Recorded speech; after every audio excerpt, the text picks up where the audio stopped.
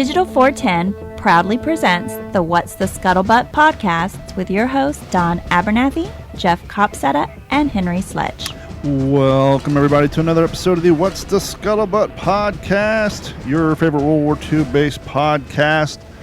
And joining us tonight, we're throwing it back. We're going back to the way back. We're going back to around episode 87.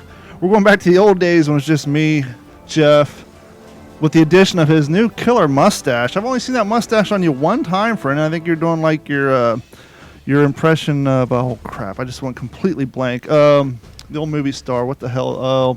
Help me out here. I went completely blank.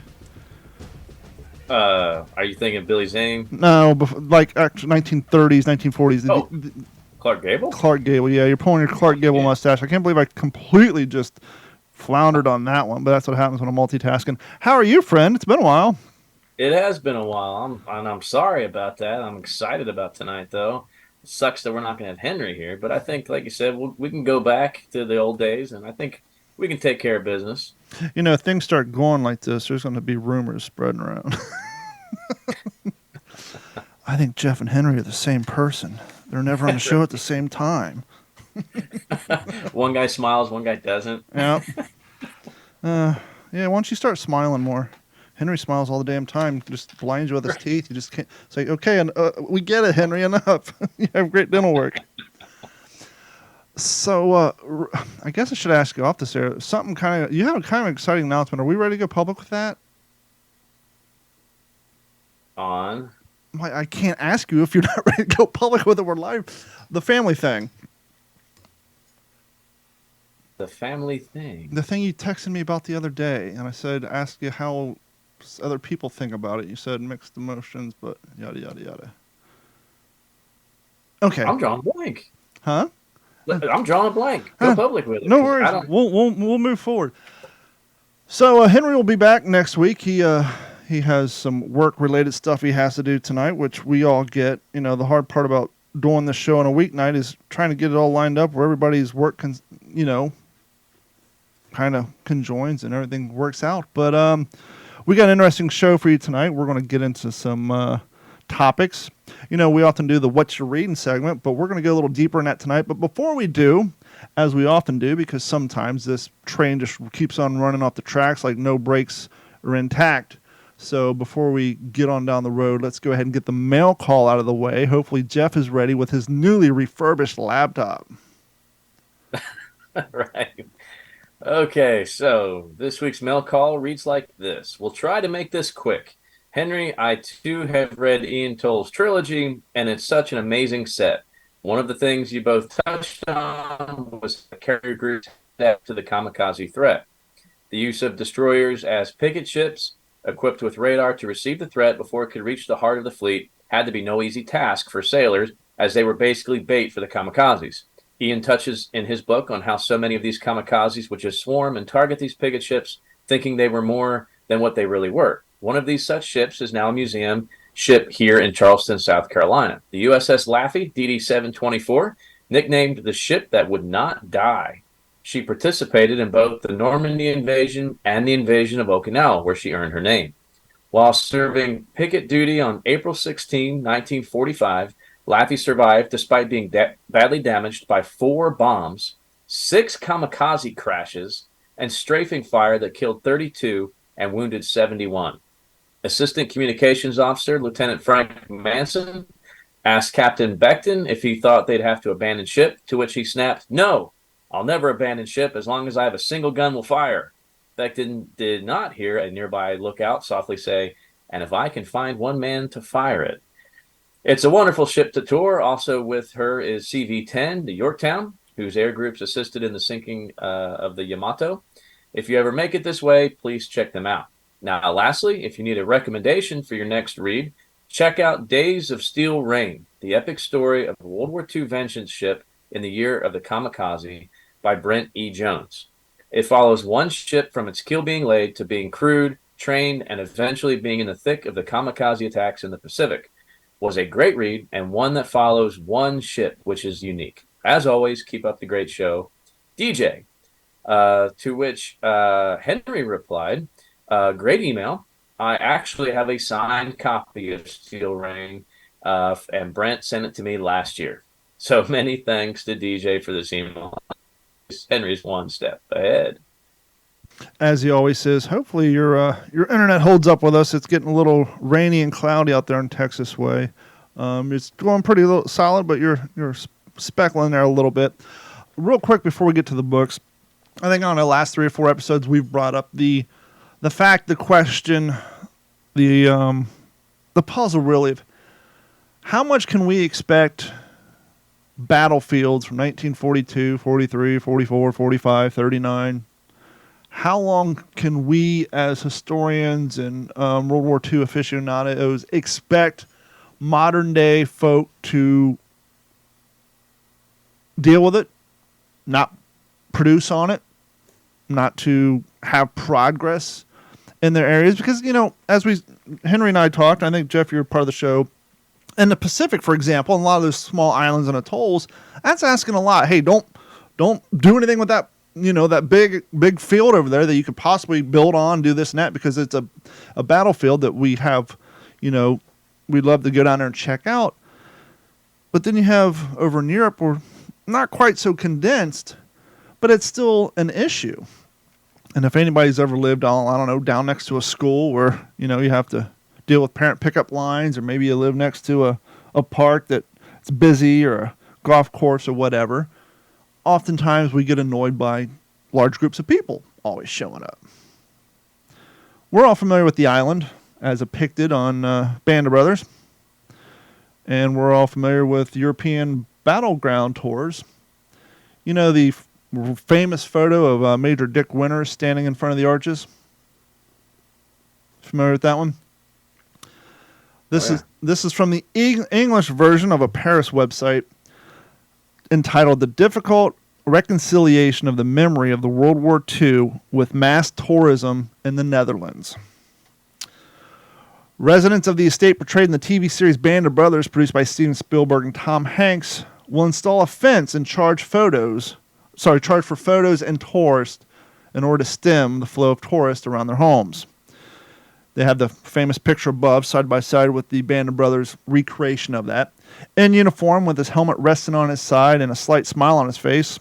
This shows U.S. Major Dick Winters posted in 1944 under the archways at the entrance of the estate in East Netherlands. The complex is called, I'm going to destroy this, and I apologize to my Netherlands listeners, Schluendorf. And it is located in the village of Eelist in the Allies' troops called the area the island, and the fighting there lasted 198 days during World War II. Winters and his men, members of the Easy Company, transcended the realm of military memory thanks to the television series released in 2001, Band of Brothers, co-produced, as we said before, by filmmaker Steven Spielberg and actor Tom Hanks. The British actor Damian Lewis played Winters, and the image of him posing in the same place as the U.S. officer has become so famous over time that the owners of the property are going to install a fence and charge for photos to stem the flow of tourism. The archway leading to the area is still in place, but both sides are within the grounds.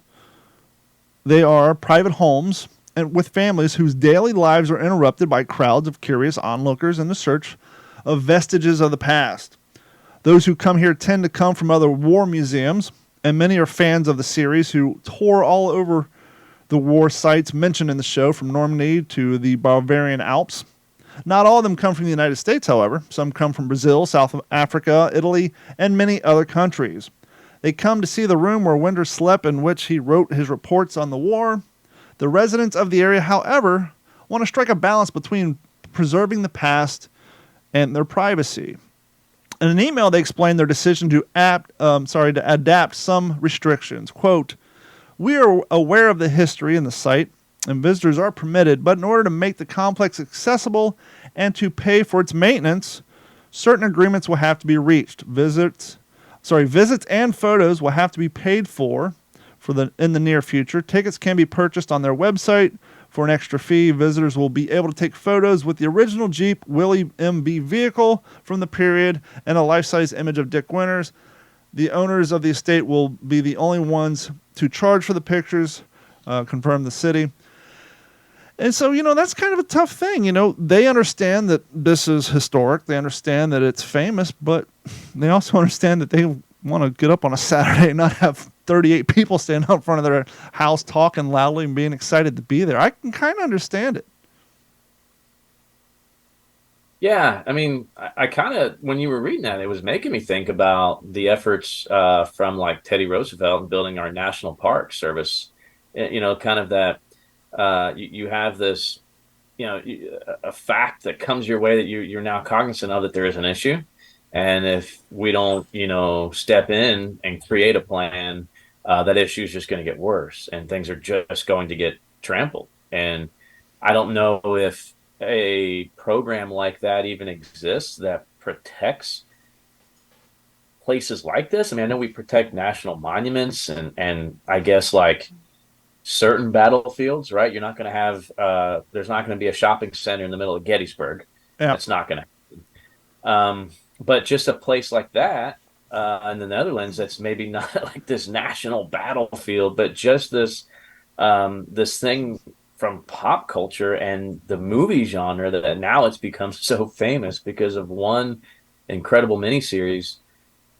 Man, that's an outstanding question. I don't know how do you curb that? I don't know. Well, let's put it in perspective. Let's say you have a nice swath of land out in Texas. It's pretty decent. You got a little more yard to mow than I do. I can, lay flat and, probably hit my neighbor's house with a ball bat.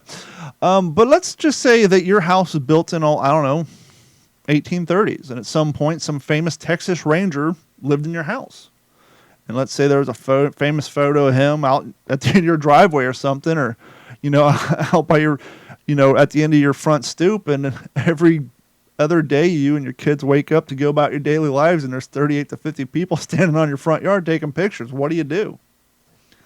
It's one thing if it's like you're saying a national park out in the middle of an open field, but when it's literally outside your bedroom window. Perfect example, the famous house in, I think, San Francisco from the Goonies. The previous owners who had it got tired of all the Goonies fans showing up wanting to take pictures of the house, waking them up every morning, that they put up signs and they finally sold it. And the new owner's like, hey, come on in. I'm a Goonies fan too. But I don't know. I think after a while, history or not, I think after a while you're just like, can I please just sleep in on a Saturday just once? The thing that got a little weird as I was reading a story, I get the fence and the photos, and the Jeep even, but when you're pulling out the cardboard cutout, that's when I'm starting to scratch my head and say, okay, wait a minute. It got me with the Jeep. I understand the fence, but go ahead and put the cardboard cutout back in your kids' room. We don't need that. Now it's starting to turn into a little bit of a real tourist trap. Almost something you'd see on Route 66 back in the day. Oh, here's Dorothy's house. Come get a picture with this cardboard cutout of Toto. Like, no, I'm good. Right. You can take the cardboard back inside.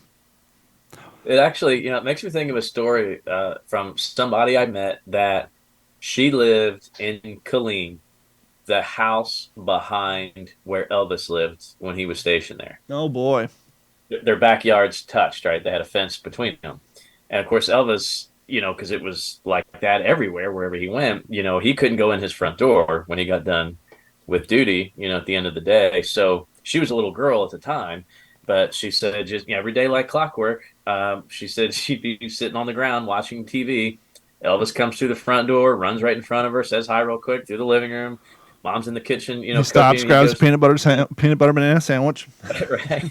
Out the back porch door, goes through the backyard, hops his fence, and sneaks into his backyard. And every day, that was his life. And yeah, I mean, that's what happens when you reach a lot of people, and people want a piece of this stuff. And I think that's why living history is so important. I think that's why these reenactments are so important, because it's just another vehicle, besides books, besides movies, but just another way to keep the memory alive. And you just gotta trust the masses, I guess, that they're not just gonna destroy this stuff. Yeah, but what if they step on your wife's rhododendrons every day? It's like, come on, stay off the flowers. Yeah, thanks to her. Elvis being the type of guy he was with the reputation he had, I wouldn't be surprised at some point he paid for their mortgage. Just I'm walking through your house every day. This place is worth $5,500. I'll take care of it. Right. Adjusting for inflation. We're getting ready to do some books here, but I saw a storyline coming across my news feed today after Jeff suggested we talk about books. Are you familiar with the book called All the Light We Can See? No. Well, apparently, they're turning it into a miniseries, and YouTube just recently released another trailer. Netflix has released the latest teaser trailer of All the Light We Can See, a World War II set limited series based on the 2014 Pulitzer Prize winning novel, showing off the chemistry, drama, and battles that helped make the sources so popular. This goes on to say, but yeah, I'm excited. Apparently, there's a new straight to Netflix World War II series coming out, and it looks like it may be just based off of the thumbnail and the trailer. I didn't get a chance to watch it, but it looks like it might be more of the interesting side that we kind of see with Generation War. Did you ever see that, even though it was all in German? No. If you guys haven't seen it, go check out Generation War. It's the story of World War II through the eyes of 5 German friends who grew up, obviously, in Germany, and has the war impacted them pre-war, during the war, and post-war. You know, obviously, the young men got conscripted into the military. They had to go fight. It wasn't a choice. It's not like they were Nazi youth running around. But you can kind of see one of the boys, you know, he really is resistant to it. He kind of takes on the, hey, I'm here. I got to do what I have to do, but I don't buy into this. And then one of the other one kind of buys into the, you know, the fanaticism of it. And then you see how it affects the women in the home front. And it has often been quoted as being the German equivalent of Band of Brothers. It's an interesting, like, 12-part miniseries. It is in German, so you got to turn your subtitles on, unless you like voiceovers. I don't like voiceovers. I'd rather read the subtitles. But if you haven't seen Generation War, check it out. It's very interesting to see how to get the view of the war and the impact from the German civilian, thus being drafted into the war, getting their aspect of it and seeing how it affects them.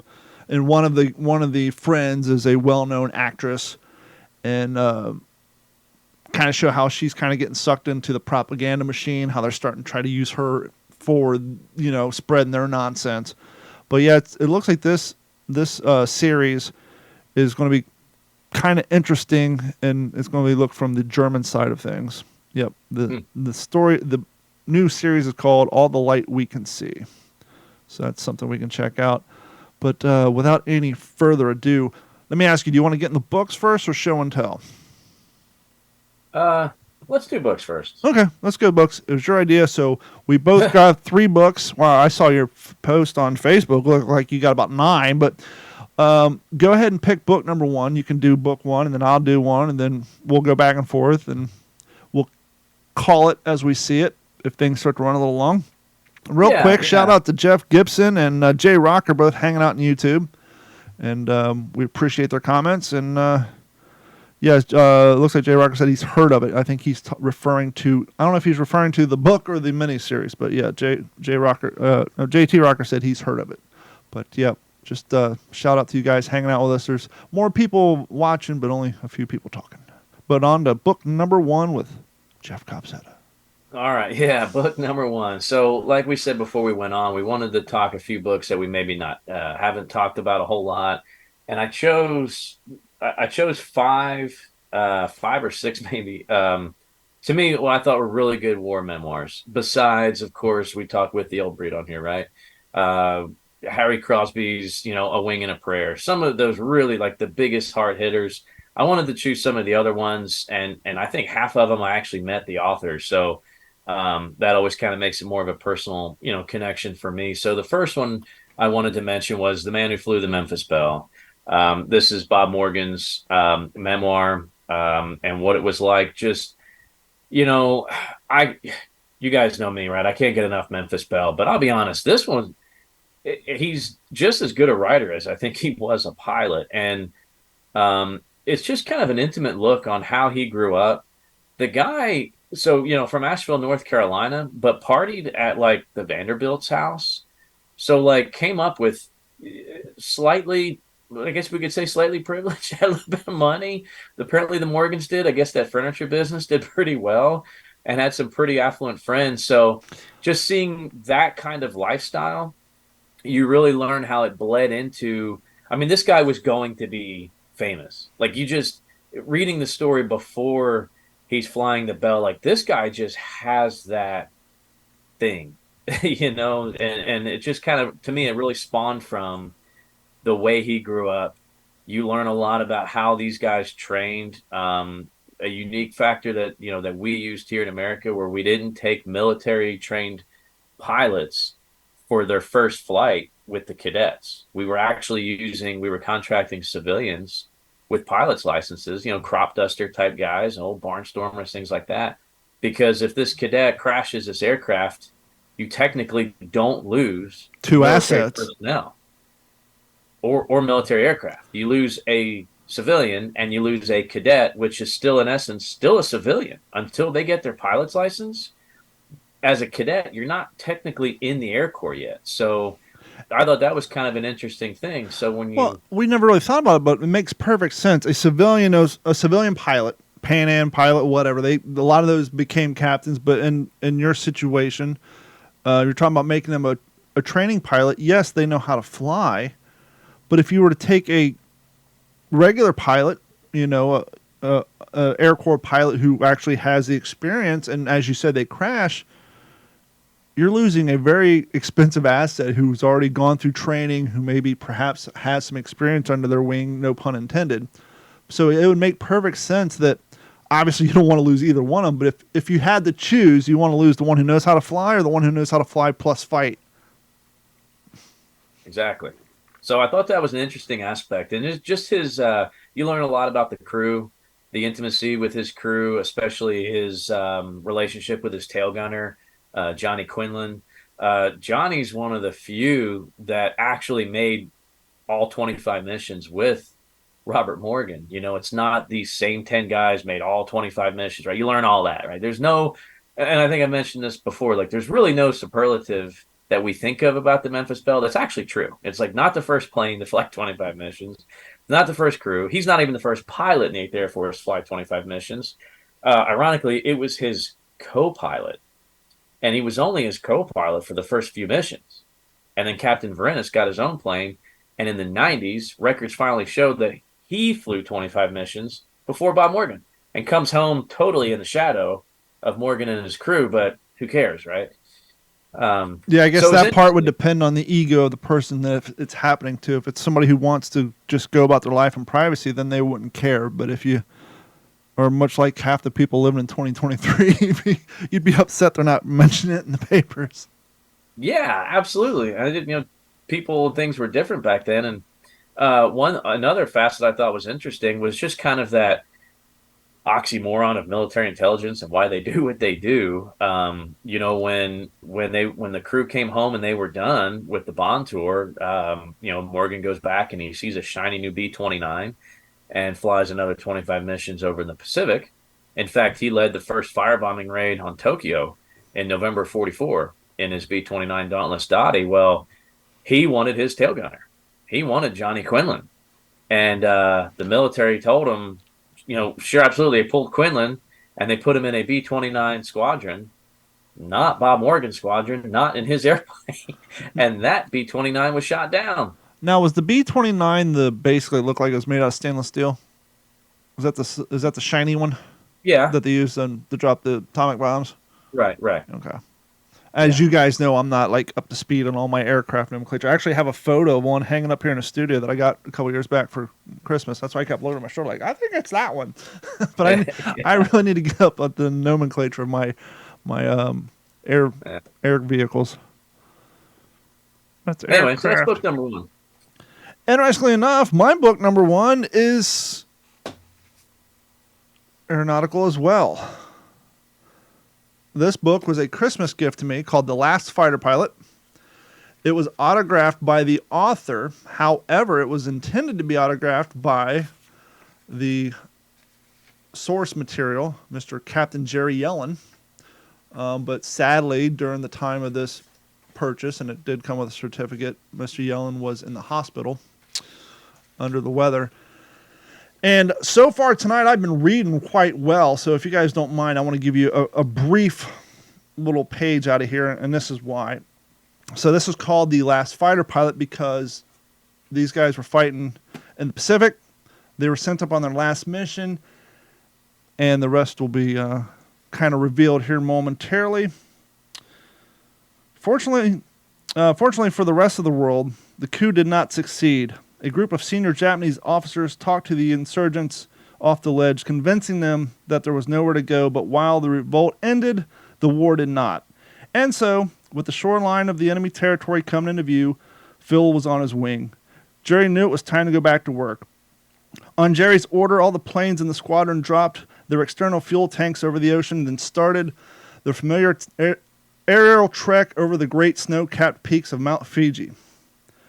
As of yet, there has been no radio signal with the word Utah, which is a secret code for the mission's been scrubbed. As the Americans approached the Japanese capital, they began to identify targets. Within minutes, they swooped down over the airfields and attacked despite heavy ground fire. Tracer bullets flew up from the Japanese guns as the 78th made multiple passes over the targets.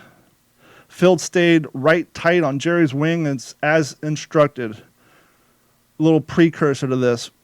Before this mission, Phil had one of those visions, one of those sights we often hear about where, oh, hey, I'm not coming back from this mission. This is it for me. So we hear this often. And so Jerry said, hey, you're my wingman. Stay right on my ass. I will get you through this. After strafing the last airfield, Jerry checked his fuel gauge and saw that he was still in good shape. But when one of the pilots radioed that his tank had reached the 90-gallon mark, the amount the Mustang needs for the returning flight, it was time to pull up and begin plotting a course back to Iwo Jima. Jerry looked over at Phil, who was still on his wing, and gave him the thumbs up. Phil looked back and returned the gesture. Confidence. Maybe it was working. With the battle over Tokyo complete, Jerry set his course back out to the ocean and banked to the south. The three other Mustangs in Jerry's flight turned with him. A few minutes later, they approached the coast where they would be rendezvousing with the navigational B-29s. They neared a cloud cover in front of them. Often the case when approaching the atmospheric temperature inversion near the coast, with Phil still right on his wing, Jerry led the four Mustangs into the cloud bank. Flying at altitude about 7,000 feet, Jerry focused his eyes on the navigational instrument as the interior of the white puffy clouds blocking his view and everything else. But when the Mustang emerged out of the other side of the clouds, the devastation reality soon surfaced. Phil was gone. Most likely he had been brought down by anti-aircraft bullets fired into the clouds. There was no sign of him. His premonition had come to pass. Jerry was devastated. When he had landed at Iwo Jima, meanwhile, he learned something else. The war was over. The Emperor had announced Japan's surrender 3 hours earlier, while Jerry and his flight crew were still over Japan. The code word Utah had been broadcast to U.S. aircraft over the country, but the word had not reached the planes of the 78th until they had landed. It was a surreal feeling for Jerry as he climbed out of the plane and jumped down onto the aircraft. Standing on a once bloody Pacific island, now suddenly the world was at peace. First Lieutenant Phil Schlumberger, at the age of 19, was the final known combat death of World War II. And to this day, at least as the writing of this book, he had the highest IQ of any pilot in the Air Force. Now this part will blow your mind. Let me find it real quick. I have it marked here. I just got to find it in the book.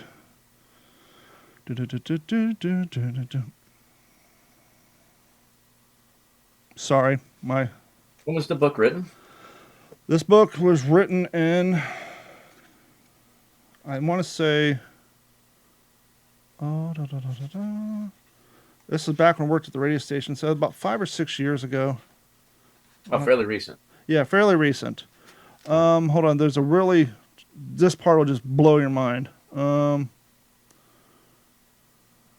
crap. Oh, here we go. Jerry stood too for Phil Schlumberger, whose death marked the end of the costliest war in human history. Phil's memory would be carried on, not only by his fellow pilots, but by his niece, Melanie Salone, who researched his legacy long after his death and by his two great nieces, Vanessa and Scarlett Johansson. Yes, that Scarlett Johansson. That was her great uncle, was the last person to die during World War II, and to this day has the highest IQ rating, at least as per writing of that book, of any pilot in the United States Air Force. Wow. That is a tremendous book, especially if you're into aviation. Check it out. And it's Pacific based too. It's called The Last Fighter Pilot. It's written by Don Brown and Captain Jerry Yellen. I'll just give you, actually, there's a fantastic photo of Captain Yellen on the back. And so that is book reference number 1 for you all to check out if you haven't. And that's kind of something else Jeff and I are trying to do. We're trying to put out some books out there that you may have not heard of. So please check out The Last Fighter Pilot. Jeff, your turn, sir. Yeah. This one actually stays with the aviation theme, also in the Pacific. But again, another war memoir, one that I really, really enjoyed. Just a great read. Again, another tremendous pilot that became a tremendous writer. And this is called The Jolly Rogers, the story of Tom Blackburn and Navy Fighting Squadron VF-17, otherwise known as Blackburn's Irregulars.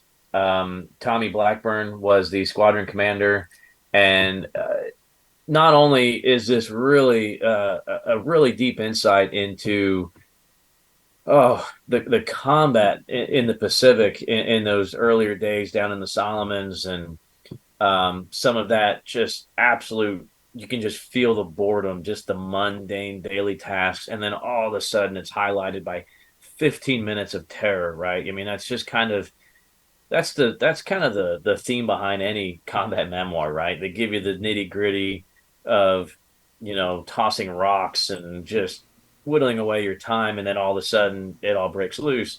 So not only that, and that gritty, air-to-air combat mission, but Tommy Blackburn was an incredible leader. I really feel like anybody that's in a leadership position or is vying for a leadership position, not just in the military, but civilian life as well. If you're facing a promotion at work, you're going to have a few people under your command. Read Tommy Blackburn's stuff, because he's an unbelievable combat leader. He's an unbelievable just somebody that I really look up to, because he was definitely one of the what's the best way to put this? He was a man's man, right? He didn't see himself as, I'm the commander and this is how it is because I'm the guy in charge. He was definitely on the level of his, the guys that followed him in combat. And, crazy things happen. And he even, talks about he's chasing a Zero into a cloud bank, and his wingman, who was actually the XO of the squadron, sees this happen. So the XO kind of comes around in position to get a beat on the Zero, and the Zero comes out of the cloud bank. The XO fires the guns. Tommy Blackburn runs right into the path of the bullets and takes some damage right underneath the cockpit in his Corsair from his own XO. And even how he handles that is a great lesson. So read it. That kind of reminds me, and I think we've talked about this before, but naval battles, when you have the air cover, you got dogfights going on, you got salvos flying back and forth from each Navy ship, and you're in a dogfight. The enemy planes come down low. They might be trying to strafe a ship or drop a bomb or even maybe a torpedo, and you're falling right on his tail. That enemy's flying into our fire, but you're right behind him. You're like, okay, not only are you worried about someone on your tail, but you're basically flying through your friendly fire trying to take this guy out, because at that point it's just guns all over the place. I think last week Henry and I were talking about, actually did a barrel count on the Navy vessels, and the amount of firepower coming from each vessel, and that's just a lot of them, like anywhere between 50 to 150 different barrels, and that's just a lot of lead being thrown around, and you're flying down there right too. You're right in it as well. And obviously there's no way to tell, but I can guarantee you when a lot of those planes landed and they're counting bullet holes, I'm sure quite a few of them came from our gear too, and in some of those close knit battles. Absolutely. And I think, that's probably the two things, and we've discussed this before, where especially a Navy pilot and the men on the ship, that's the one thing they had in common, is both of their battle stations, especially if you're on a submarine, very limited exit strategies, let's just say, and both of them, especially if you're fighting the Pacific, you're going to end up in the ocean if you're lucky to survive, and then that's a whole nother battle right there. And there's maybe one day we need to do an episode on the guys who got shot down and the turmoil of surviving that, but then finding yourself in a raft and where do I go from here? Because that in and of itself is craziness. Book number 2 for me, we're going to stay with the theme. We did not discuss books or themes. I've mentioned this one in the past. We actually had the author on, and when we post this episode, I'll post a link to the episode where we had Mr. Gregory A. Freeman on the show. And this is Forgotten 500. It's air-themed, but it takes place on the ground. I'll give you the synopsis off the back. This is the untold story of the men who risked all for the greatest rescue mission of World War II. And this is a different, interesting book, too, because it takes place in a theater that we don't think much about during World War II. During the bombing campaign over the Romanian oil fields, hundreds of American airmen were shot down in Nazi-occupied Yugoslavia. Local Serbian farmers and peasants risked their own lives to give refuge to the soldiers who awaited rescue. In 1944, Operation Halyard was born. Halyard was born. The risks were incredible. The starving American in Yugoslavia had to construct a landing strip large enough for C-47 cargo planes without tools, without alerting the Germans, and without endangering the villagers. And the cargo planes had to make it through enemy airspace and back without getting shot down themselves. Suppressed for more than half a century due to political reasons, the full account of the unforgettable story of loyalty, self-sacrifice, and bravery is now being told for the first time ever. The Forgotten 500 is gripping behind-the-scenes look at the greatest escape in World War II. And you say, politics, what's the political aspect? What you'll learn reading this book is in Romania, particularly Yugoslavia at the time, there was a civil war going on versus the communists and the people of Yugoslavia who didn't want to live under communist rule. And what you also learn in this book is when the forming of the OSS, I believe it's the OSS, I need to get that right before I say this, State Department, yada, yada. Yeah, the OSS. When they were forming the OSS and they were looking for operators and people to fulfill, plan, and man these missions and operate the OSS, your political views weren't taken into account. Obviously, if you're a vocal Nazi, that'd be one thing, but anything else. And so there was a lot of communists working in the OSS. And as you can imagine, if you have a political ground war, civil war going on, and you have a communist group trying to take over Yugoslavia, and the people trying to fight for the freedom, people at the OSS who are pro-communist might not be too hip to allow a rescue that's trying to be organized where the people who are doing most of the rescuing are pro-freedom, and some of them are pro-communist, but at the end of the day, if you're pro-communist, you wouldn't want all the glory to go to the pro-freedom people. And so there was a lot of effort to get this operation off the ground, all while the Civil War was going on. And as you heard, they had to build a landing strip with really no tools other than shovels, and they had to cut down some trees, remove the rocks, till land, and not be noticed by the Germans. And, oh, by the way, very little food up there. And the poor Yugoslavian peasants basically would give up a portion of their family's rations to feed these airmen. And as you can tell by the title, near the end, before the rescue, there was 500 of them in this area. That's a lot of mouths to feed, especially when you're up in the mountains with very little farmland in the middle of a civil war. It's a very, very good book. You'll learn a lot about that area going on in Romania and Yugoslavia at the time. And you'll learn a lot about the OSS and the tremendous story. You know what it reminds me of in a modern day? The Lone Survivor. Did you ever read that book, the Marcus Luttrell story? Oh, yeah. Very reminiscent of that. He's out there doing a mission. He's the only one left.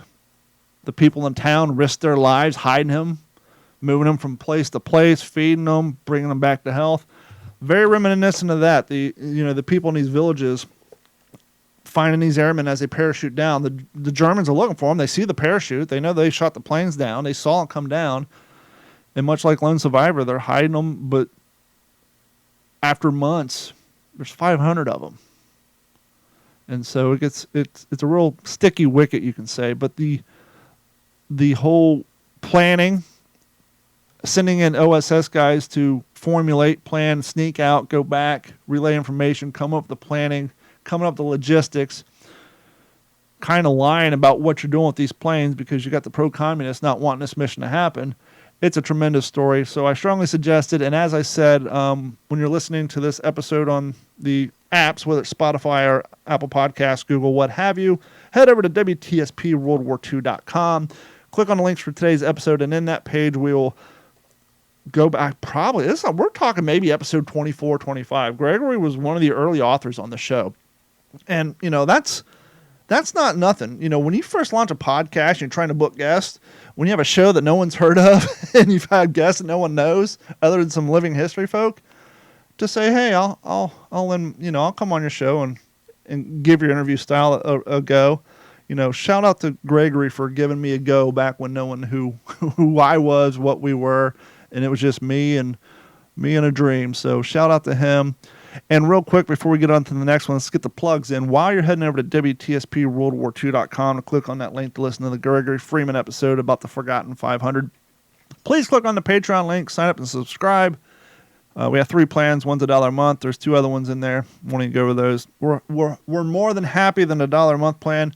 We have started, and sadly, Jeff just happens to miss the episode when we do the giveaways. We did the last giveaway for the Warbird coffee last week, even though technically it was supposed to happen at the end of last month, but with the way the holidays laid in. But anyhow, we're going to continue to do giveaways, and so please head over to WTSPWorldWar2.com, click on the Back the Attack, and I'll take you to Patreon. You can subscribe. That goes a long way to help what we do. Now, Jeff, if you don't mind moving that microphone out of the way, sit up straight and poke your chest out there so everybody can see the fantastic display that is the new Good Scuttlebutt is Meant to Be Shared shirt. That is now available on our website at WTSPWorldWar2.com. Click the merch link. Got the old school original. Can't really see it. It's the original WTSP shirt with the Marine Corps helmet. All of our shirts, this shirt's 5 years old. All the shirts that we've ever had up there is still there. Head over there, use the promo code ILISTEN. That'll save you, basically, save you a couple bucks. And you can support the show. Nice thing about Jeff's shirt, it is 2-sided. So not only do you have the new logo on the front, but on the back you have the new logo as well. So it has the WTSP logo on the back. So you're getting twice the action for the same price. And we have other shirts, jackets, hooded sweatshirts, coffee mugs. I know Jeff has a coffee mug. You got a coffee mug sitting right there. I have one too, but mine's green and it'll blend in with the background, so it'll just be an American flag. Get you the WTSP World War II coffee cup up there and much, much more. All that goes a long way. And if you haven't done so, the last plug of the day doesn't cost you a thing. If you want to listen to us stream live, join in on the conversation every Monday at 9:30 Eastern Time, please head over to YouTube.com. You can find our channel 2 ways. You can just type in D410 Media, all one word, and will come up. Or you can do the long original version of Digital 410. That's Fourten. It's like 14 minus 1E. And that'll bring up the page as well. Or you can just go to our website, click on any of the YouTube videos, and it'll take you there. Please like, subscribe, share us with a friend, watch our videos, and it won't cost you a dime, but it may raise us a few pennies. And without any further ado, Jeff, book number 3. Well, real quick before I get into the third book, we got a message from a good friend of ours, and you never know who's going to come in. But we've got the one and only Scott Gibson, but most folks know him as Captain Haldane Ack from the Pacific miniseries. He's on our channel, but he's trying to figure out how to connect so he can ask us some questions. Well, he said hello, boys, so all he has to do is basically ask questions. Just type in that chat. He already said hello, boys, at the top of the show. So we can't. I mean, unless we were to send him a Zoom invite now, if he wants to ask us a question, I'm viewing the chat in real time. So you want to ask a question, please do, and we'll bring it up on the show. And we would love to have Scott on the show, so maybe we can book him to come back. Because I know he just went on a fantastic worldwide battleground tour, as we were talking about earlier, and we would love to get his take on that. So I'll have you reach out to him after the show. But yeah, Mr. Scott Gibson, just go ahead and ask your question on YouTube in the chat. I'm watching now. I'll relay it to Jeff, and we can answer accordingly. Right. But while he's... So, all right, book number 3. I didn't have these in any particular order, but yes, another memoir. Another one where I was fortunate enough to meet the author. And this one is really, I wish I could have been here last week when you guys were talking about the picket ships, to kind of deter kamikazes and pick them up ahead of time, because there's a lot about that in this book as well. And this is called D-Days in the Pacific with the U.S. Coast Guard, the story of Lucky 13 by my good friend, Ken Wiley. Now, unfortunately, Ken had passed on a few years ago, but I was reading this book. I was in the middle of this, and I couldn't believe it. It's an incredible story. He's just so brutally honest, and you just see a little bit of everything from the Coast Guard during World War II. But I was in the middle of it, and I was on my way back to Jersey for my brother's wedding, and I saw where the author lived in Tennessee, and it was not too far from where I was going. So I reached out to him, and I said, "Hey, I'd love to meet you and shake your hand, because this is incredible. I'm reading your story." And he said, "Absolutely." And he was him and his wife just welcomed me into their home in beautiful Mountain City, Tennessee. And he put me up in a nice B&B for the night. And I got to meet his best friend, who was 78th Infantry Division, Battle of the Bulge. Wow. And yeah, so just hanging out in the living room with those two guys was really incredible. But, I think, at least for me, when I first started reading this, I had no idea that the Coast Guard did what they did. Right? I wrote that on my list because I was going to bring that up. Thank you for bringing that book up, because when we think World War II and branches of the military, the Coast Guard is clearly overlooked. Right. Oh, Absolutely. What did they do? They were just shipping containers, or they just no one knows. Nope. Except for Jeff. Jeff knows now, and he will tell us. Yeah, so, and you guys should read it so you can know too. So Ken was in the Coast Guard. It's really interesting seeing how his basic training was like 2 weeks in Florida, of all places. During hurricane season. Right. No, this was in, I think, 1943. So Ken lost his older brother. His older brother was heavy bomber in European campaign, was shot down, killed in action. So Ken joins up, and I can't remember exactly what prompted him to get into the Coast Guard. But yeah, very abridged version of training in Florida, just a couple weeks long. He's going over on a ship, and he's made at the ripe age of 18. He is the coxswain of an LCVP. Wow. From Lucky 13, which was the APA 13, which I think that was the Arthur Middleton. I can't remember. But the first 25 APAs, those were converted cruise liners, right? Those were actually converted civilian ships, those first 25.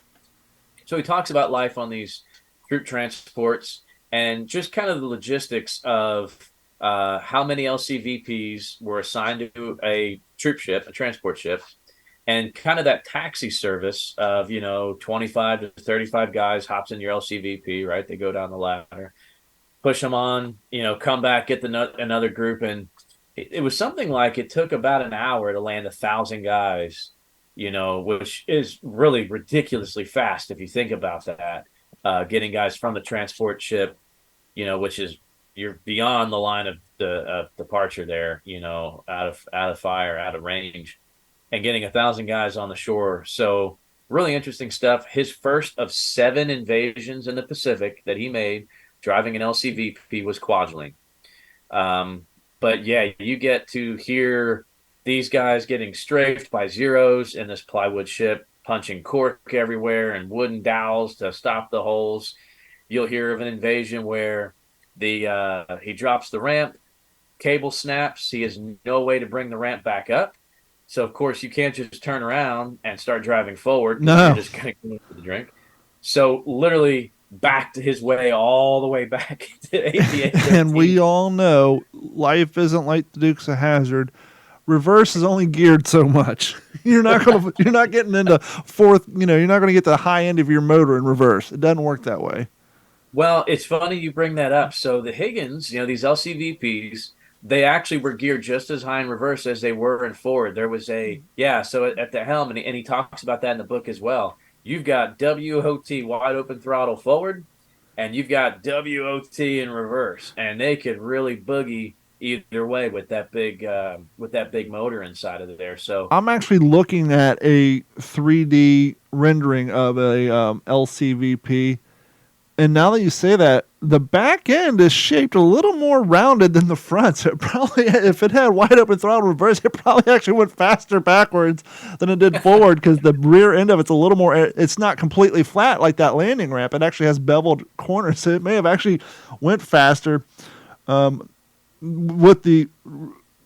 despite the fact that the engine's in the back, so it's a little heavier now in the new front. But right. aerodynamic wise, or I guess hydrodynamic wise, it probably didn't travel too shabbily in reverse, other than having to stand over like this, looking over your shoulder the whole time. But yeah, it's really cool. I had a crew of I think 4. There's a gun tub there. There's a motor machinist, your mechanic, and he's at the helm. And every now and then they would switch off, and they really, again, there's the terror, and then there's let's go see what's down in this lagoon, and they go way down, and these are very shallow drafting boats, right? That's what they're made for. So they get back there and they get into some trouble, and they get beached somewhere, and they got to back off, and there's Japanese rifle fire and ambush fire coming out of the jungle, and they got to get out there in their swim trunks basically and push this thing off the reef and get back in, and it's just a fresh look on just what it was like. When we see LCVPs, we probably think Saving Private Ryan and all these gray steel doors going down and guys hopping out, and that's where the story ends on the LCVP. Right, they're on the beach, they back away, and who cares? But not only a fresh look on what it was like to be on an LCVP, but again a fresh look on the United States Coast Guard at war in the Pacific during World War II. So another great memoir that I recommend.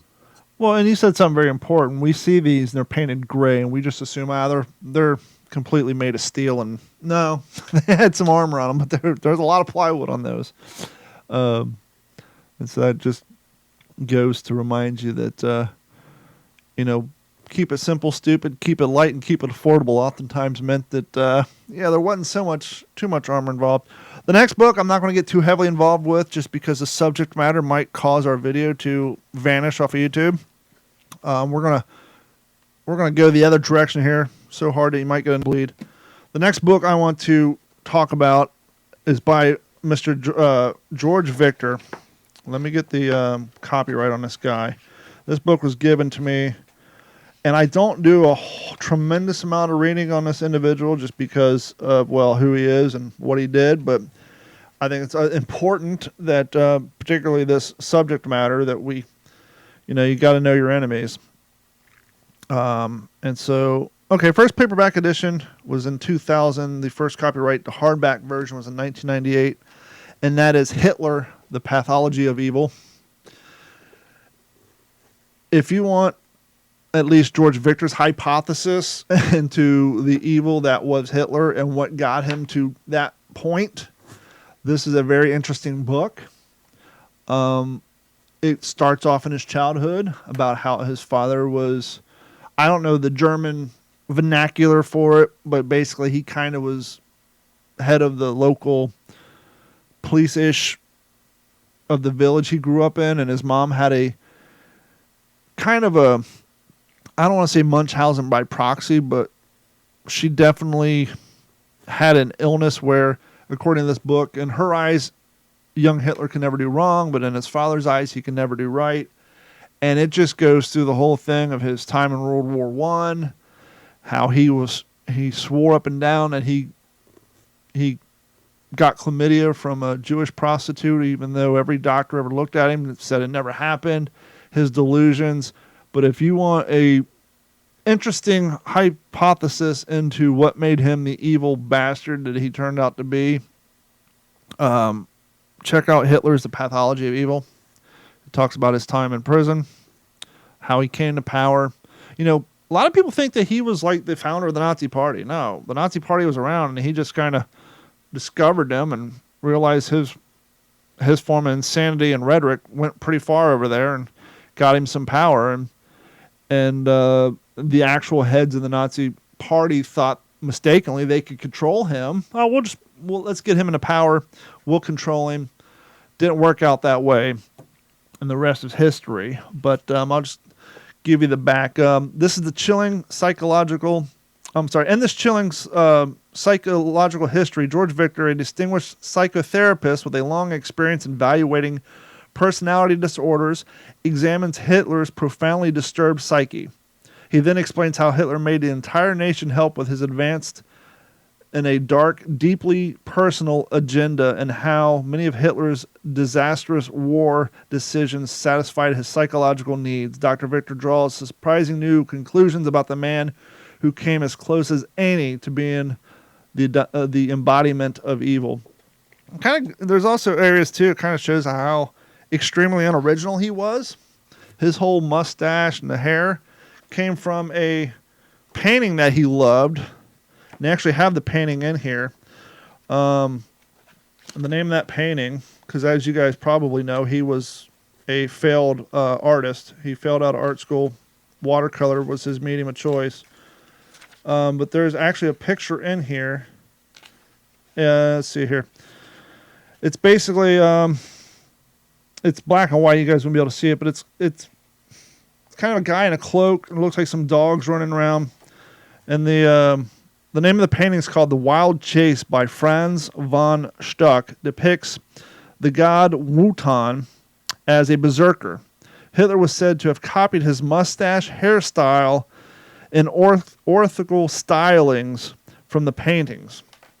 And so, like, we all know the whole Heil Hitler salute he stole from Mussolini. He stole his haircut and his mustache and his presentation from here. And there's actually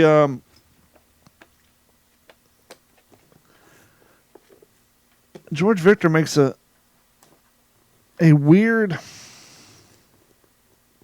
leap, if you will, about a young Hitler's possible, we'll just say, sexual proclivities that you wouldn't kind of expect from him after all the rhetoric that he spit. But one thing that I took away from this book, and this isn't in George Victor's words, this is just kind of what I took away after reading all the evidence. It seemed to me like Hitler suffered from an extreme bout of self-loathing. And a lot of the policies and procedures he put in place, if they were in place before he was born or grew up, he in fact would become a victim of those same policies. It's almost like he was trying to prevent himself or another version of himself ever coming to fruition. It's a pretty crazy book. And so, not to bring things down, but once again, in the topic of World War II, there's an enemy, and if you want to know why this whole thing happened, and a hypothesis by a psychiatrist on what brought him to do the insanity and atrocious things he did, if you have the stomach for it, it don't get too gruesome into the Holocaust camps. This is more of just a look into the evil that is Hitler. Here's another fact. Did you know he's a vegetarian? Like hardcore vegan? The guy would sit around and watch these horrible videos of experiments being conducted on live humans, but if you showed him a picture of a dog dying or animal dying, he'd get irate. He'd often call people in his realm during dinners, if they were eating meat, he'd call them corpse eaters. According to George Victor, he was a die-hard vegan. The guy just had all kind of weird proclivities. So that's my last book. I know we went for a way out of left field, but you got to know your enemies. And if you if you're ever curious on what caused this horrible, horrible person to do the crap he did, there's an insight. And I challenge folks, if we haven't already been canceled because you said Hitler so many times, I challenge folks to Google Hitler's paintings, because to say he failed art school, I think is probably gives people the wrong impression. The guy was a magnificent artist, and like I said, in watercolor. Mm-hmm. At that time, Big landscape guy. Yeah, landscapes and structures, things like Architecture. that. Yeah. But Vienna Art School was kind of looking for something different, and very, very different. In fact, people like Salvador Dali were let into Vienna Art School, where Adolf Hitler was not. And if you're familiar with what Salvador Dali paints compared to Yeah. the realism of Hitler, you can see where he'd be a little bit bitter, because we appreciate artwork like Dali now because it is what it is. But back in the 30s, you probably thought this was like, what is this kid, like 4 years old, finger painting? Like, what is this nonsense? But yeah, it was just that surreal, that art movement, was just happening then. And Hitler was just out of style, artistically. So, but I challenge people to look up his art because it's incredible. Well, one of the things he pointed out, which I was kind of hinting around to, which we know that part of the people who got put in concentration camps were homosexuals. Well, in this book, drawing off of diaries from people he grew up with, apparently when he was going to art school, his best friend and roommate was a photographer. And according to this book, and it's been a couple years since I've read it, the author either refers to letters and or diary entries of this friend where Adolf would fantasize about the two of them basically moving in together and growing old together. It was almost as if he was in love with this gentleman and was heartbroken and completely devastated when this friend went out and got married. And so, once again, it's just, there's a lot of stuff that he did when he got into power that's like, as I said before, it's almost like if those rules were in place when he was younger, it would have affected him greatly in a negative way. So that's what I meant when I said that. Here's another example. No proof of it. One of his insanities, he swore up and down that his mother was not his biological mother. And his warped, deluded self and perception of history, he had convinced himself, why I don't know, that his biological mother was actually the young Jewish housekeeper that his father had hired to take care of his house. He convinced himself, the town doctor said it wasn't, birth certificates, all that said the mother was his actual biological mother. But let's say hypothetically he was correct that his father had an affair with the young Jewish housemaid. One of the first laws he passed when he got into power was Jewish girls between the ages of 13 and 30, i.e., childbearing years, were not allowed to work in the home of Gentiles.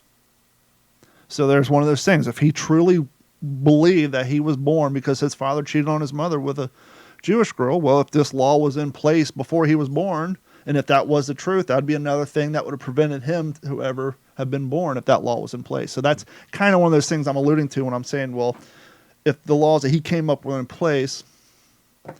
So that's where I kind of get to all that. Let's see here. Tall Tales from Taco Bell. Disturbed, that is an understatement. Absolutely, Mr. Bell.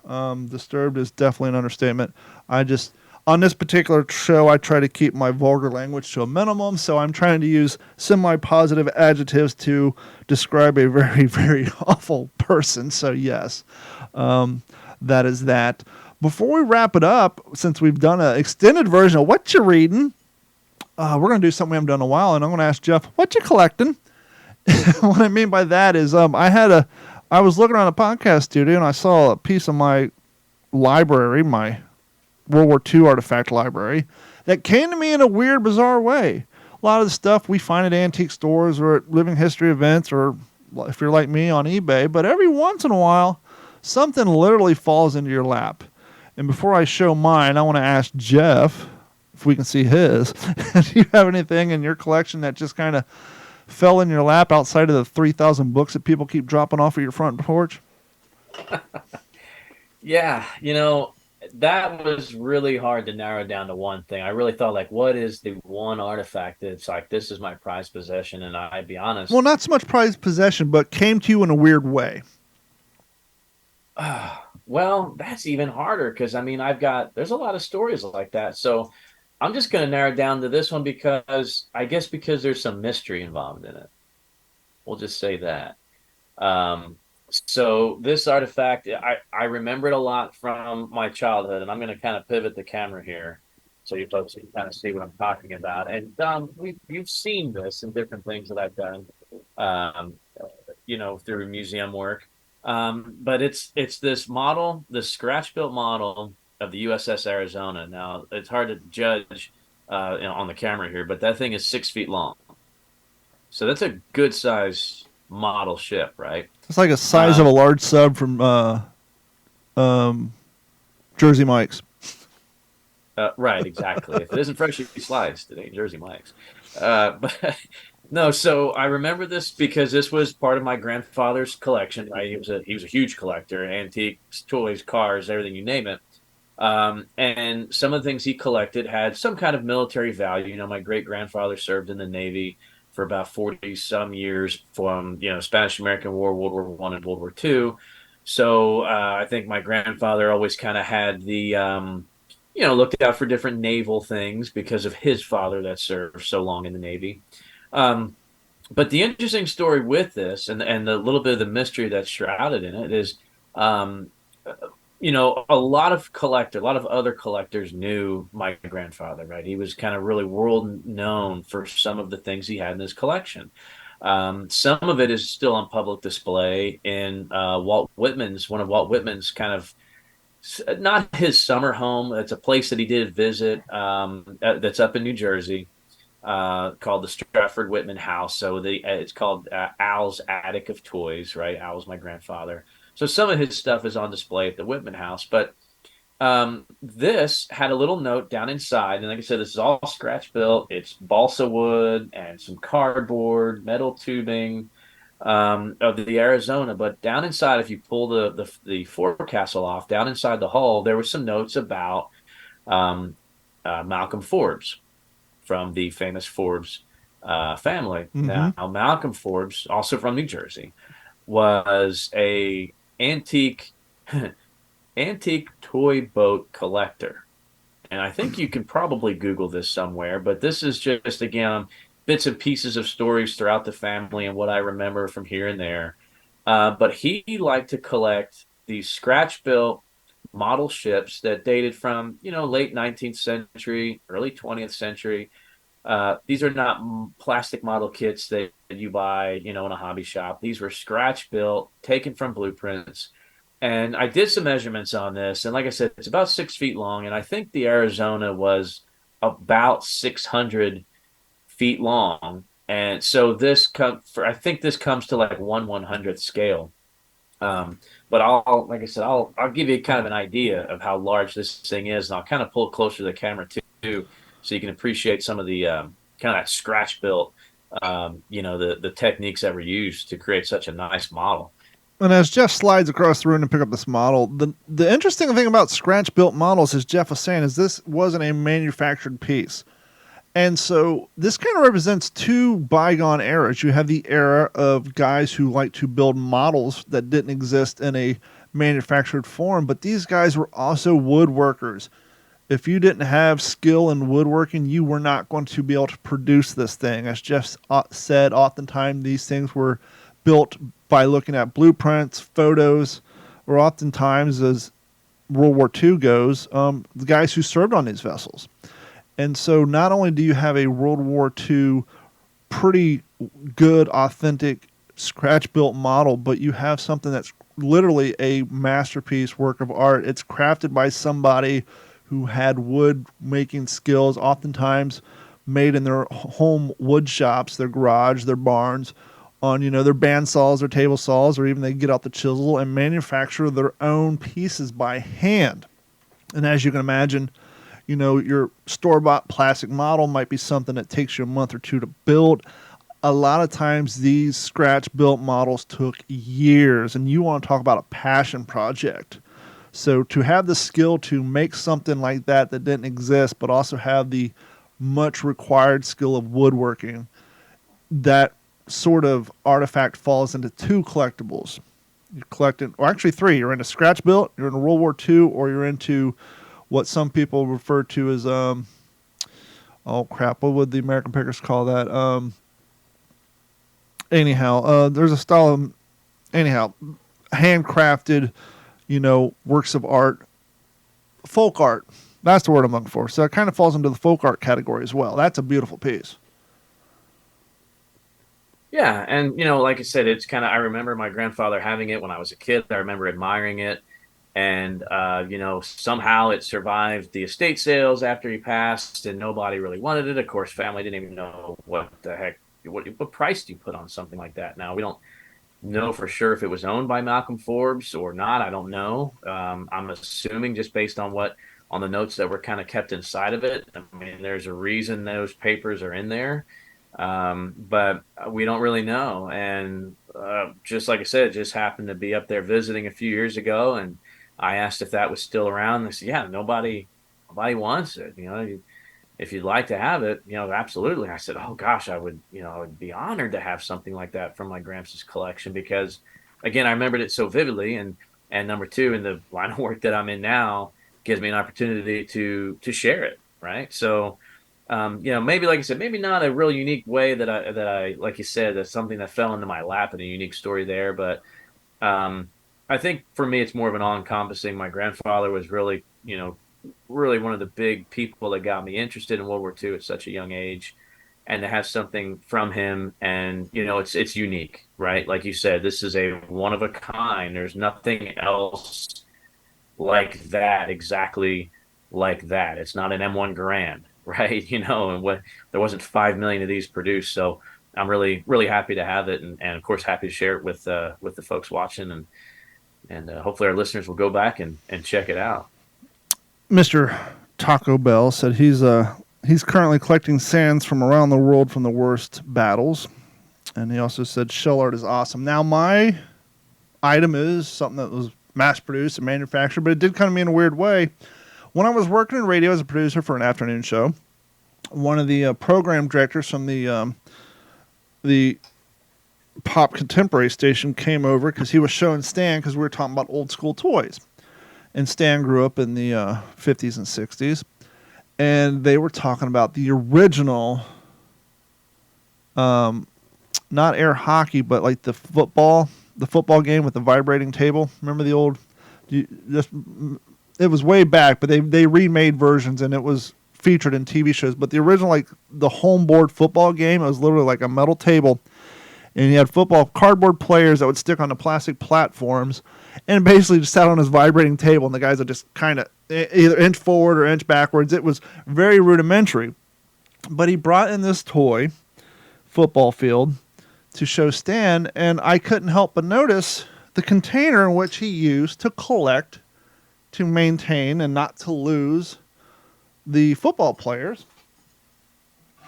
Now, one of the problems that we face as World War II living historians is we put all this time, energy, and effort making sure our uniforms are correct, making sure we have the right period canteens for the thing we're displaying, we get the correct tents.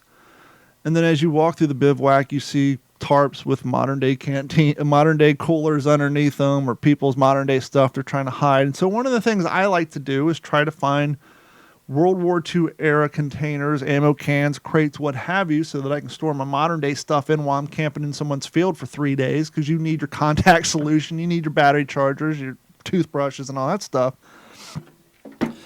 But he had his figurines in this. This is the M17 ammo can, which I have a lot of ammo cans, and I had never seen one of these in real life. It actually has a webbing handle on it. Do you know what particular piece of firearm this was used for? My guess is a 50 caliber machine gun.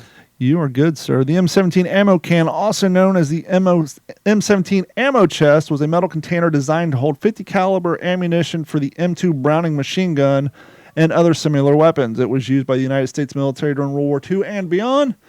The M17 can was a rectangular shaped and made of steel with a hinged lid with a rubber gasket. Sadly, this one does not have the gasket, providing a watertight, airtight seal to protect ammunition from moisture and debris. The lid can be securely closed using the metal latch up front, as you guys can see here. The ammunition cans were typically painted olive drab green, which was the standard U.S. military equipment during World War II. The cans were stenciled with the marking indicating the type of ammunition stored inside, such as Cal 50 or Cal 50 BMG. The M17 ammo can was the essential part of the logistics and supply chain of the 50 cal ammunition during the war. Interestingly enough, it goes on to say, today, the original M17 ammo cans from World War II are sought out by collectors, enthusiasts, and military memorabilia collectors. And so I looked at him, I said, you know what you got there? He said, a box. I said, does that thing have any sentimental value to you? Nope.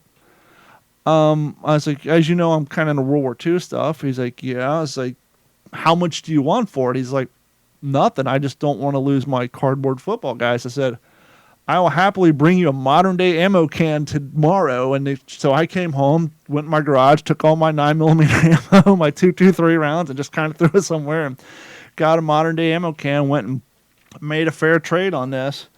But this is the only one I've ever come across. Sadly, the webbing is starting to tear because it does have basically metal flaps at the top, and the webbing is just kind of threaded through it, and it's starting to tear, much like your slings on the EE8 telephones. And so, be honest with you, that's probably one of 3 actual air correct ammo cans that I've come across down here in Florida. I mean, you can find them on eBay, but once you pay the price of shipping, it's just not worth it. And so there's not a ton of air correct, ammo cans down here. So that's one of the few that I actually have. And so, I actually don't take that one to Living History events, but yeah, see, I don't have a single one of those.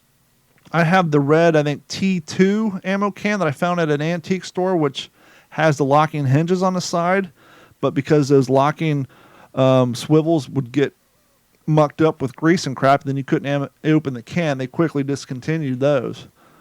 And so, but yeah. Yeah, this is the only one I thought was ever made. Yep. I've never seen that M17? Yeah, the M17. Yeah, there's no bevel on it. There's like the one you have, I think, is the one that it has the little, don't have like the little thing where you can slide it on the edge of on the tripod or whatever to hold it in place. But okay. No, that's a more modern one, what you're thinking of there. But that one has a removable top, doesn't it? Okay, it has the side locking, yeah. Yep. Sadly, I couldn't find the manufacturer date on this guy, but yeah, it's. I feel like I've seen that style, that hasp, and I probably never thought about it. I feel like I've seen those up on mounts on the top of Shermans. Yeah, you may very well, probably. Let's see. Yeah. The cans were designed to be durable, withstand rigorous combat conditions, yada, yada, yada. Stacked on vehicles, ships, and aircraft, ensuring steady supply of ammunition to the frontline units. And so, yeah. And so that's one of the more rare ammo cans that I have. I got a lot of other cool stuff laying around, but I just... the fun point of that one is, I found it in an antique store. No, I actually was at work one day and a guy brought it in as a container. He's had it. Let's see, back then I was 37. He was probably 42, and he had that can in his possession. He'd been storing his NFL guys in it since like 1984. So it had been carried around his entire life, and it had no sentimental value to him. To him, it was just a piece of Tupperware. So I quickly, and for the longest time, it was actually sitting here in my podcast studio before I put this console in here. My monitor would sit on it. I had the can upended on top. Oh, the strap just broke. That sucks. I had it upended like this, so it was the same height, and my monitor sat on it. Yeah, literally, the strap just broke as I went to pick it up off my floor. And the crazy thing is the strap was folded through, and it has 2 rivets in it. So the strap's actually riveted to it. But that sucks. Yeah, it just broke after all these years. Oh, well. So the rivet broke? Or the strap itself? The strap, where it folds, it finally the metal cut through it. You can see where there's rust on it, and it's just there's a sharp edge on there. This stuff wasn't meant to last 80 years, and so sharp edge, standard web gear, and Bob's your uncle. Let's see. Trying to read comments of stupid hearts in the way that YouTube puts on here now. Yes, it was mess. My buddy let's see. Shell art is awesome. Yes, it was a mess. My buddy had one of those football games. Yeah. So he was talking about his buddy had one of those football, and they literally just vibrated. You're like, oh, wait a minute. You should see the box, the old comic that he has his old comic books in. Be interested in seeing that. And so if you guys have a piece of memorabilia that came to you in a weird, bizarre way, or maybe just a piece of memorabilia that you have that's rare that you haven't seen too much of, we would be happy to hear about it, along with any other comments, questions, suggestions you have. Please email us at mailcall@WTSPWorldWar2.com. And as we said, I think 2 or 3 episodes ago, we are now posting those mail calls on our website as if we're an old school magazine from back in the day. And so you guys can head over to WTSPWorldWar2.com. I think it's under the About Us link, or Contact Us link for that matter. I can actually check here in real time, because there's a relatively new area of our page. Contact us. But those are there. Yeah. And so you can find it under the Contact Us page. And Jeff, do you have anything coming down the line? Any appearances? Anything you want to get out there and spread the word about? Yeah, I did one on the 6th of June, about 45 minutes from here is a little town called Copper's Cove, right outside Fort Hood. And there's a really cool airborne or paratrooper association. It's called the Centex Paratroopers.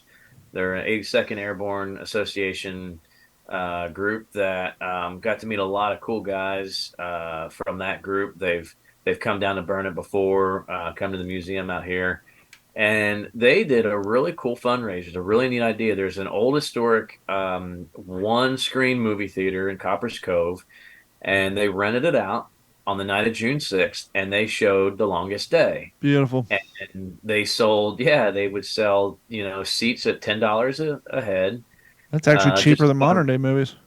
Right, yeah. And, just to kind of raise a little money, I think, I don't know, it was like 100 and some seats that they had in there at $10 a pop. And they had a little raffle, you could win a little 50-50. And so they asked if I could come out. And so myself and my son, Logan, he got dolled up in his Pathfinder uniform. And I just went with my Army, Army wools. And there was a little area inside the theater that was just big enough for them to have a table, with all their swag on it for Centex Paratroopers. And then I had a table set up, and we had it covered in artifacts. I had sand from Omaha and Utah Beach there, and a couple different books about D-Day and a bunch of combat gear, sprawled out.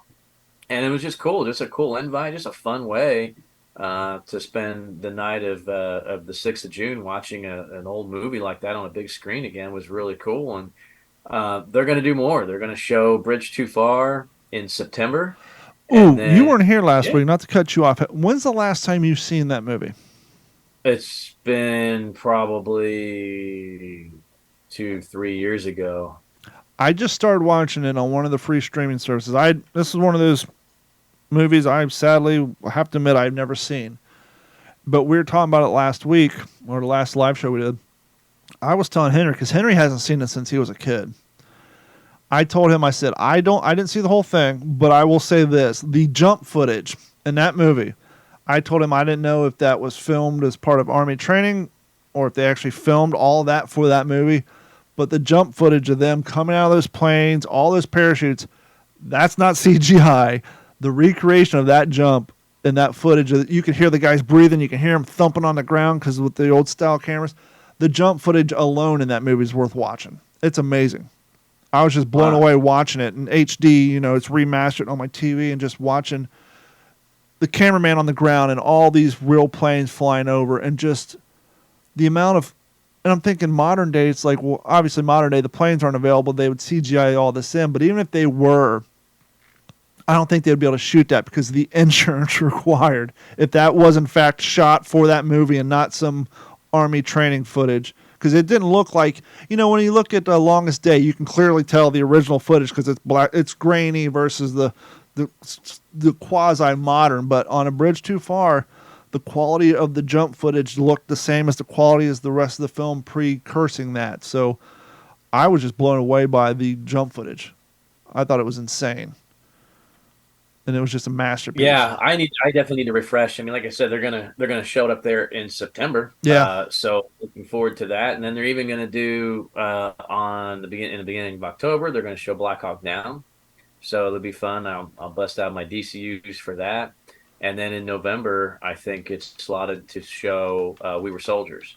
So it'll be fun to get my impression out for that one. So Now, was the true title that We Were Soldiers Once and Young, or was that the book title and they shortened it for the movie? that's the book title, yeah, but it's the same story, Joe Galloway's story. Remember the chicken? They only showed it right before they jumped in the bridge too far. They showed the British paratrooper with a chicken. Yeah. They make no ever reference to it, but they're inside the plane's shaking, the guys are doing just like you see in Band of Brothers, where they're just kind of staring off, and you see a guy has a chicken underneath his reserve chute. Huh. I'll That have to go back and I'll have to watch that again. that was real. That was a hat tip. In A Bridge Too Far, 1977, a British paratrooper appears twice in the takeoff scene from England holding a chicken. This is the portrayal of the real Lieutenant Joseph Glover and his pet chicken Myrtle. Both of them dropped in Arnheim with the 4th Parachute Brigade on September 18th in 1944. Not included in this post, but from what I understand, this wasn't the first jump that Myrtle participated in, but I don't think Myrtle survived the combat. But yes, that chicken that you see, that really happened. A British paratrooper did jump in with Myrtle the chicken. So that wasn't just one of those quirky things they did in the 70s because everybody was all having a good time while filming the movie. No, Myrtle really existed. And just a little hat tip to Myrtle the chicken. And I think that's going to wrap it up for this episode of the What's the Scuttlebutt podcast. I can say this part because Taco does all military history, so I'm not stepping on his... Your favorite World War II based podcast, and we want to thank each and every one of you for your continued support of what we do. Henry should be back next week. We'll all be here together with new topics, and who knows, maybe we'll have a surprise guest. But we want to thank each and every one of you for your continued support, and we will happily talk to you all next week. This has been a Digital 410 production.